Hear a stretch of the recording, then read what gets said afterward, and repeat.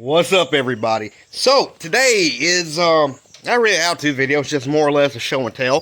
The dogs want to say hey, but today's just kind of a show and tell of something I built, and it's going to be kind of a video explanation because I did post pictures and a written explanation of what I built, and I tried to explain why I built it and what it will be for, and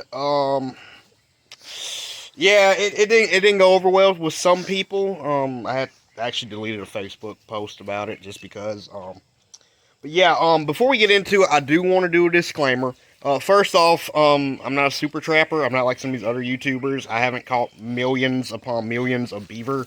I've caught like one.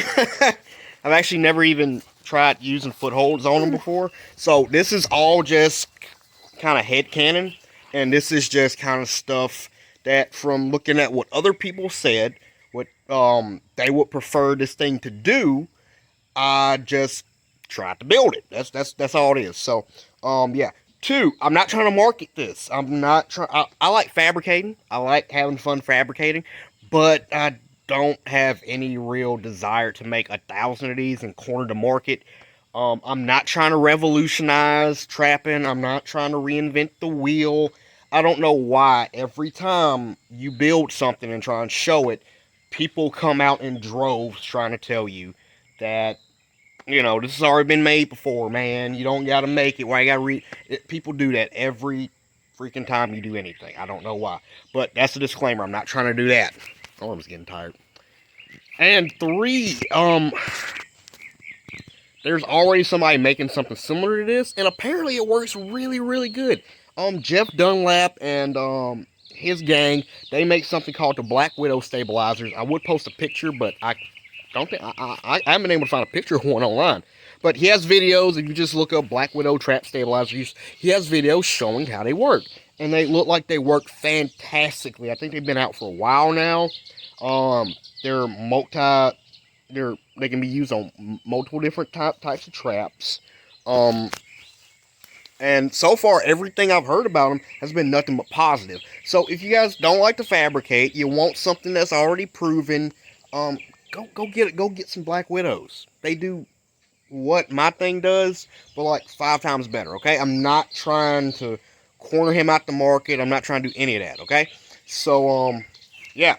That being said, also I've never really even seen his. I saw a video like, I don't know, a month ago, I think, where he was kind of showing, but I didn't really get a good look at it. So again, I'm not trying to steal his design or anything.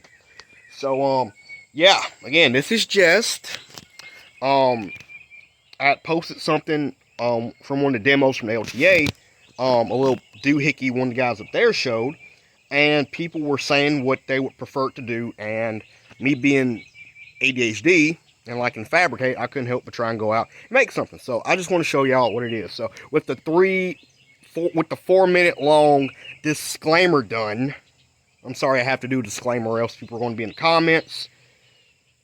With that being done, I can actually show you what I made. So my lighting is kind of crappy in there, but that's where my workbench is. So let's go over here and check it out. Okay, guys, so a little backstory. Now, what we're working on, what I built is a stabilizer, but where this spawned from is during the LTA, the LTAHA. I was told I have to say the whole thing and not just LTA. Anyway, during that deal, we had a demo by a fellow named Mr. Mark Connor, and it was a wonderful beaver demo. And in that demo, he showed this, and he actually gave me this little doohickey. And what this is a foothold stabilizer for steep banks, right? He uses this in areas where the water, it's just not, a good bank to set a foothold normally. Normally you have 4 or 5 inches of water, then your mud, and then you could set your trap on top of it. Well, in the South and in a lot of other places I'm learning actually, you have areas where you can see the beaver come up. It's just slide or it's a whatever coming up on the bank, but it's, it might be a 3-foot drop. It might be your slide here and then just straight 3 foot down, so you can't really use a foothold there, right? And for whatever reason, you want to use a foothold, you don't want to use a snare. I don't know. Again, I'm not really a beaver trapper, okay? I don't, whatever. Well, his deal was he made this little doohickey, and all this is, and this particular one, he said, was made for Bridger number 3s, Duke number 4s, but there was also a Bridger number 5 at the convention. I was able to slip this thing under, and it held it.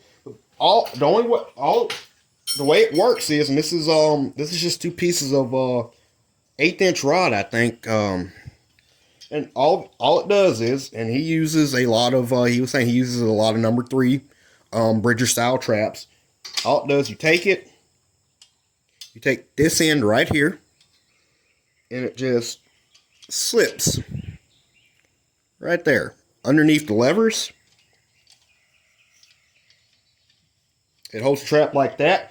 And I got a piece of wood here with some holes drilled, and I'm just gonna squinch these in because I drilled my holes too tight. And say this is your bank, this is right up against the slide. All you do is slice and slide. Easy peasy lemon squeezy. And he gets caught. The trap comes up. It holds it like that. And he comes up, he bumps it, he steps in over it, gets caught. He gets caught, and it slides off, and he goes down your drowner or your drowner rod, your long chain, whatever. I mean, I like overcomplicating stuff, but I personally feel like that's pretty dang good, man. I feel this is great. And Mr. Connor catches a ton of beaver doing this. Like the dude, it just plain works for him. Okay, I'm not going to deny it doesn't work. So I posted that, and I thought it was the coolest thing since sliced bread. And a lot of people were like, well, they don't like how it orientated the trap. A lot of people were saying that. I'm not saying they're right. I'm not saying they're wrong. I'm just saying that's what a lot of people were saying. A lot of people were saying, put this back in here. A lot of guys were saying they don't like. Let me adjust the camera here a tiny bit. There we go. A lot of people are saying they do not like setting beaver footholds where the beaver comes over the jaw. They said they don't like that. People were going as far as saying that wasn't the proper way to do it. Again, I don't know. I'm just listening to folks. But tons of beaver have been caught like this, and this type of stand. Jeff's Black Widow stands, I think his make you set it like this similarly. And a lot of people are catching stuff in it. But a lot of people said they didn't like this. They would prefer the beaver come this way, over it. So they would want something that would hold the trap like this. Well, this deal, I mean, you can kind of make it work, sort of. But the deal is, if he comes and hits it, that would tip over. Or, it's just not stable. And then you can't use this on a bigger trap. You have to have a stabilizer made specifically to orient your trap like this, or it's not going to work properly. Your trap's going to end up getting tippy, or it's just not going to work. So, again, not saying this doesn't work. I'm not saying that at all. It works. People are catching hundreds of beaver on it with this deal. Mr. Connor's catching lots of beaver with it. This deal, people are catching lots of beaver with the Black Widow stands, using it like this. And honestly, depending on the situation, if it's like some of the really cow chute, like U-shaped slide ups I've seen, I don't really see why you can't just come to one side of it and just stab it in like that, and have have your U. You have your U in the bank where he's coming up, and you can just stab it in like that. I don't see why you can't do that if it's deep enough, but not everyone's going to be made like that, right? So, again, I think that's a wonderful thing. I really think that works good. I don't really get the whole wanting him to come over. I don't. But anyway,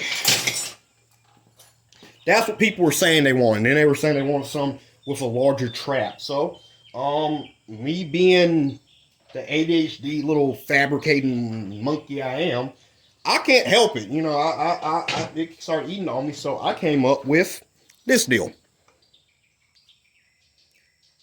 This is works off the same principle as that, as far as just stabbing it into the bank. I made it completely out of 1/4-inch rod. So it's a lot heavier than the other one. Again, I'm not saying mine's better or anything. Let me move the camera back.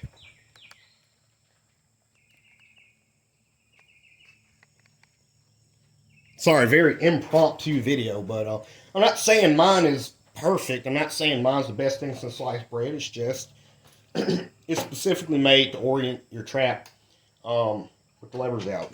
And this one's made for a unmodified TS85. I'm trying to get more beaver steel. Hopefully I can start getting more beaver jobs. And I like the TS85. Mainly because I can actually set the thing on my knee, you know. So let me set this.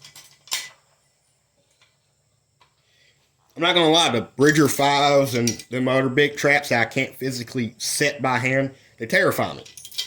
I don't want anything that I can't set by hand. But anyway, the way this one works is you have these 4 points right here, right? You have 4 points, and that provides support from underneath the trap, right? So if he comes up and he steps on it, it won't tip, okay? So these just lock into your underneath. I'm going to take the camera and point it underneath. That's how that works. Then I have 2 right here that provide downward pressure. It basically locks the trap in. So even if he does step on it, it physically will not allow it to tip. So it's a little tricky to put it in because these 2 hooks hook into the cross frame, but it's a little tricky. That's not horrible. If you ask me, it's a lot quicker than going and cutting some sticks, and there you go. And it's in there. So, as you see, my deal was if I just had, you know, the wishbone, and I just sat it like this, it's tippy. This one, it don't tip. Okay. Now the reason for the these 2 in to provide downward pressure is if I don't have it, one of the main things I was thinking of, and I'm going to move my camera back a little bit. And again, this is just me thinking. I figure if a beaver comes up, you know, he's coming this way up to the slide or whatever. I can kind of imagine him possibly made a water fluctuated or something for some reason. I don't know. And he hits it with his chest right here. That could have caused the trap if it doesn't have downward pressure that keeps it in the bed. It could cause that trap to tip out. And even now it has a little bit of wobble because I haven't fastened down one of these properly. But you know, if he hits it, he's getting that. He's getting, it's like what, a 1/4 inch of wobble. That trap's not going to move out of the bed. You might hit it and he can still walk over it. If he comes over, he hits the jaw. He's getting a little wobble there. Come over, hits this jaw, he's getting a little wobble here. But it's not, you see I'm torquing on it, it's not going to come out of the stabilizer. You know, unless he physically comes over here and tries to, you know, shake it off. Him just coming over any which way, it's not going to, it really shouldn't. You see, it's pretty solid. And I'm actually going to take the camera off real quick and show y'all underneath the trap. Okay, give y'all a close-up here. If y'all can see how it's working and operating. See how it's held in. And these just sit here. That's all they do. They just kind of sit here. They're not fitted underneath those levers. Comes under, does the same here. And you see how that hooks over the frame. And we got another one over here. So again, I can press here. I'm putting a lot of weight on that, nothing. Press over here. Getting a little bit of wobble. over here, nothing. Okay. So if you ask me, that's very stable. This could easily be made longer. You know, man, I can make these 2 foot long if I want to. That's nothing to make these longer. Okay, I can always just weld an extension, or I can weld them. I can weld something on the bottom. I can weld legs on the bottom so it can just shove right in, and you can orient it which way, whatever, man. Let me put the camera back in the tripod. But yeah, that's how it works. It just gets stabbed in. And heck, you can put it at any angle which you want. You can put it down this way, down this way. I was actually talking to a dude about, you know, I can make these things so you could, you know, put them on a pole. You know, you can just come on the back side, weld a piece of flat stock, put 2 holes in it. You know, have a flat piece of flat stock coming off of here. Have 2 holes in it so you can just run some screws into your poplar pole or whatever for under ice. I don't know. There's a lot of things you can do with this, and hey, if people are interested and you like making your own stuff, I might put a pictorial on how I do it, how I bend this thing and put it on Trapper Man for free so people can make their own. Because, honestly, I really don't feel like I'm going to run anybody out of business, because I honestly feel about, I would say an easy 70% of people would rather just buy something instead of making it, even if you're saving, you know, 80%. A lot of people just buy stuff. But anyway, now you're probably wondering, well, how does it come out? Well, beaver comes on, it gets caught. And with these 2 hooks in the, you know, this just pops out. Nothing's holding it here. The only thing still holding onto the frame are these 2 hooks on the side right here. And the 2 hooks are faced outwards toward the water. And as you know, when beavers get caught, their natural thing is to go to water. With those 2 hooks facing outwards, slides right off. Right now, one other thing I added, and it's nothing really special, is I put a 5/16 nut on the side right here, and I should be able to see that little nut. And all that is, that's just to tie off the cable off. Here's a little snare I got. Run your cable right there, then run it to your drowner or whatever. Because if he pulls this out, you don't want to be, you know, in 4 foot of water trying to find it. Even though I have less than probably $1.50 into this, you know, you can just cable it off right there, run a cable right to your top stick to your drowner. So if he pulls it out of the bank, you know, you come there, you check your trap, and it's just there. You know, yeah, that's my little stabilizer deal. It is trap specific. I'm not selling these. I'm not selling these. I'm not selling these. I might do a how-to video on how I make them. I don't know.